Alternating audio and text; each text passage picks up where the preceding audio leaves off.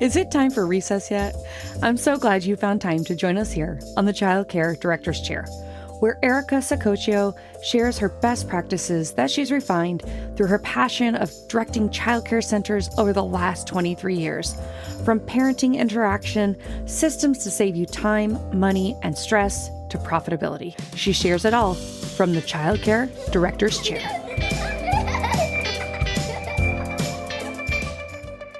Hey, it's Erica here, and I've got something super exciting to share with you. If you're in the world of early childhood education, you cannot miss the Early Childhood Empowerment Conference. And I'm not just saying that. Trust me, this is where the magic happens.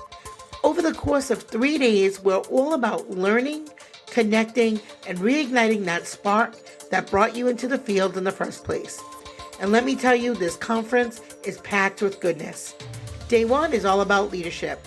We've got 5 incredible presenters who will walk you through the business side of running your program.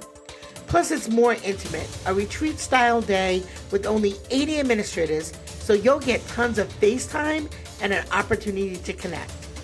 And to close out the day, a fun, hilarious comedy show and dinner with Jay Yoder from the Board Teacher Comedy Tour. He graces the stages all over the country. Day 2 is a day full-blown conference with 50 vendors, 14 amazing speakers, plus 2, not 1, but 2 keynote addresses that will leave your head full of fresh ideas. Oh, and did I mention, you can also get a free professional headshot. You can even hop on an ECE podcast and share your expertise with the world. So much fun packed into one day. And then day 3, you get to relax. We're heading over to Urban Sweat, where you can treat yourself however you want. Whether you want to unwind in a Himalayan salt cave, you want to get into a yoga class, or just enjoy a relaxing massage, you will leave totally recharged. You can book your services directly with Rafa and pick exactly what you need. So are you in? Don't miss out 3 days of empowerment, inspiration, and just pure connection with your ECE community. I can't wait to see you there, so let's do this. Links below. See you soon. As early childhood leaders, fostering a culture of continuous learning and growth is so important, not only for the children, but also for educators themselves. Imagine a classroom where educators feel supported, confident, and equipped to enhance children's learning experiences. This is the power of effective coaching and mentoring. Thank you for tuning in to the Child Care Director's Chair podcast. My name is Erica Sacoccio. I am your host for the day. So before we move on, I want to say thank you to the following states: Massachusetts, Indiana, Oklahoma, Maine, Iowa, New York, Alabama, Rhode Island, Michigan, Texas, Illinois. Thank you guys so much for tuning in day after day. I hope that I'm going to see you in person at the Early Childhood Empowerment Conference this May. So let's get into it. I know that childcare directors don't have a lot of time. So let's talk about the power of scaffolding and early childhood education. We talk about the zone of proximity development, and this suggests that children learn best when they're supported in tasks that are just beyond their current abilities, but not too difficult. Teachers must provide the scaffolding, breaking tasks into manageable parts, and offering just enough assistance to guide the child to success. Well, in the context of coaching and mentoring educators, this means identifying the right level of support needed for each teacher, ensuring that they are challenged without being overwhelmed. I'm a coach. It's something I do by trade. I coach my team, but I also coach others in other childcare facilities. And, this is something I think about often because I really want to make sure that I am bringing them to the level that they want to be, but not making it so hard that they quit. Often early childhood educators understand educational theories in an abstract way, but they struggle to apply them effectively in the classroom. And coaching and mentoring can help bridge that gap and offer real-time feedback, modeling, and direct guidance. Through coaching, educators gain hands-on experience in applying their educational theories and strategies, making abstract concepts more concrete. And I think that this is something that you really need to think about when you're coaching your team. And just as children need appropriate support to advance, educators require coaching and mentoring that meets them where they are professionally and in their professional development. Providing personalized, incremental challenges helps educators build new skills and refine their teaching practices over time. This practice leads to greater teacher confidence, competence, and long-term improvements in classroom practices. And that's something I love to see. I get so excited when I see teachers who have grown so much due to some part of my coaching, mentoring, modeling. I can think of one right off the top of my head. So I'm going to say shout out to Miss Sheena. She is a totally different teacher from a year ago. And she continues to grow and inspire other teachers around her. So good job, Miss Sheena. Now, what is the role of a coach or a mentor, you might be thinking, in terms of, teaching your teacher's development? Building trust and supportive relationships is certainly very, very important. Educators need to feel that the coach or the mentor generally supports them and has their best interests at heart.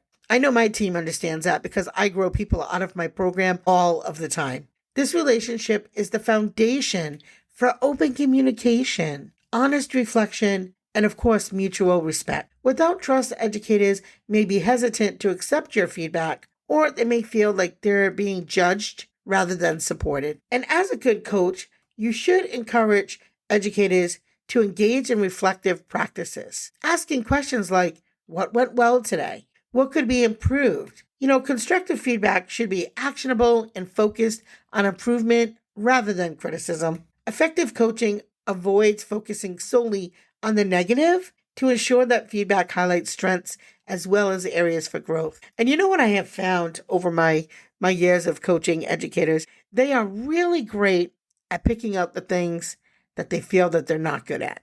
Really great. If you say, how many 5 areas you want to improve on, they can make you a list probably in 5 seconds. But if you ask them, make me a list of 5 things that you think you're really great at, that typically takes them a little bit longer. So you really want to get into that practice of helping them find the good in the work that they're doing. A good coach focuses on supporting and developing educators. While evaluating about assessing their performance, it's essential for early childhood leaders to clarify this distinction. Coaches work as partners in development, whereas evaluators assess performance to make decisions about promotions, tenure, compliance, raises, those types of things.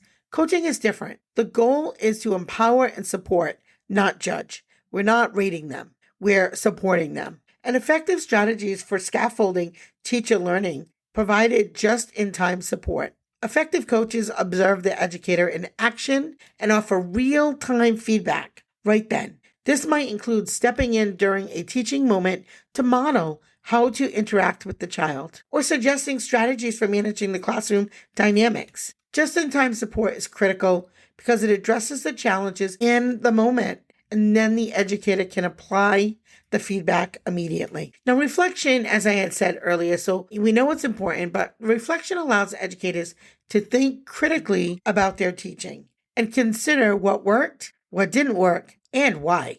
Coaches can guide this process by asking reflective questions, such as, what strategies did you use today? Especially if you have given them some strategies and they used it, maybe 1 or 2 days, but then started to fall back in their old habits. That's a really great question to help them think about what tools they are really truly using from their toolbox. And then also, how did the children respond? Or what could you try next time? Reflective practices help educators become more self-aware and autonomous in their teaching. You see, sometimes educators learn best by seeing practice in action, and coaches and mentors can model effective teaching strategies by demonstrating how to lead a circle time, manage those transitions, or support children's social and emotional development. Co-teaching is also another powerful strategy, where the coach will actively teach along the side of the educator, providing on-the-spot guidance and feedback. And if you're not doing that in your program, you're really missing the boat. I think it's really important for us not to just tell, but to show and to do.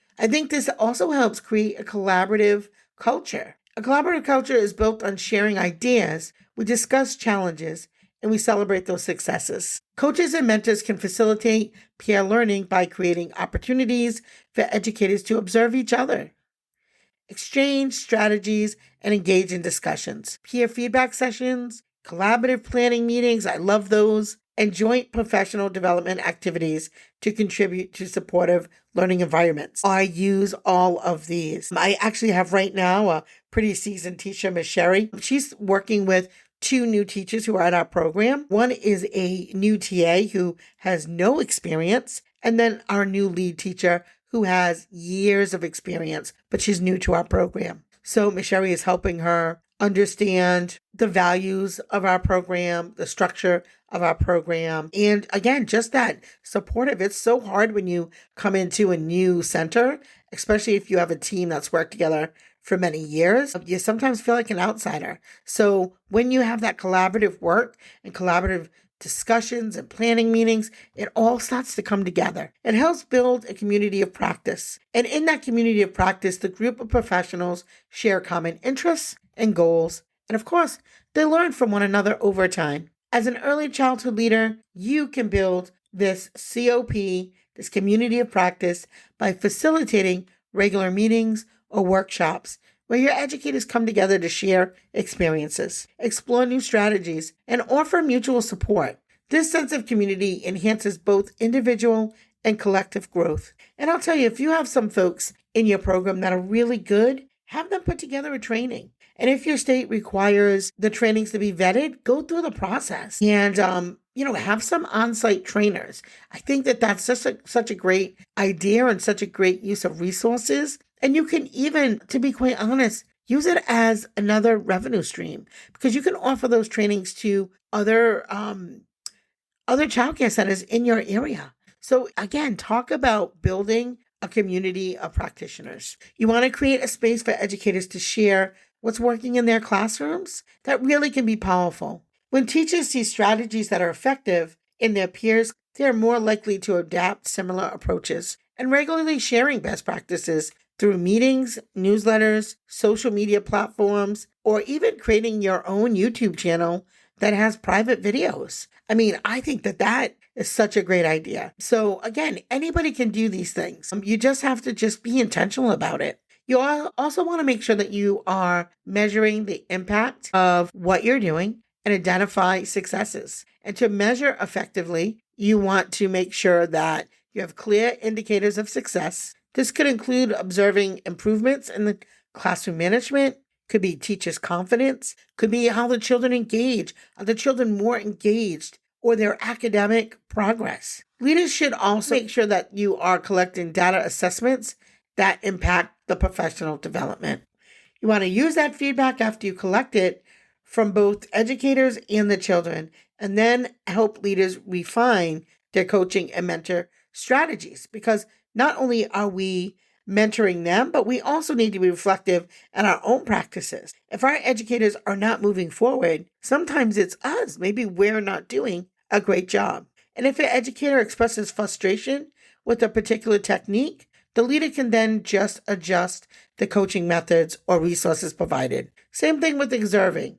When you're observing a child, how they respond to changes in teaching methods, that can really help an educator fine-tune their approach. And you want to do this long-term because the true measure of success lies in long-term impact. Leaders should regularly evaluate substantial changes in teaching practices in the development of educators. And they want to make sure that not only are they substantial, but they're sustained and that they will remain consistently moving forward. Ask yourself, are the teachers applying the new skills independently?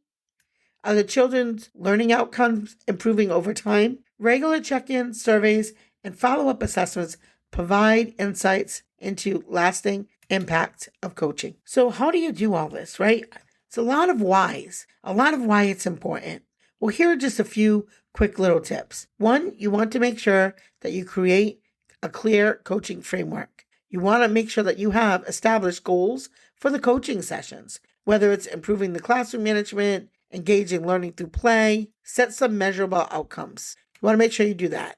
You want to start with an informal check-in to build that rapport. You want to emphasize open communication and active listening. And you have to remember, you have to be patient and empathetic, recognizing that each educator has different strengths and challenges. You want to also focus on ongoing professional development opportunities. So offer regularly scheduled coaching sessions. Make sure they're consistent. Encourage educators to set personal development goals and revisit them periodically. And use a mix of observation, co-teaching, and feedback to scaffold their growth. Now, one thing that's really important, I know we all get really busy, but you want to make sure that the feedback is timely and constructive. Offer the feedback that's specific, where they can take action, and it's tied to a teach and practice. Create an environment where feedback is seen as a tool for growth rather than judgment. As I said earlier, make sure that you are arranging opportunities for educators to collaborate on planning, share ideas, and solve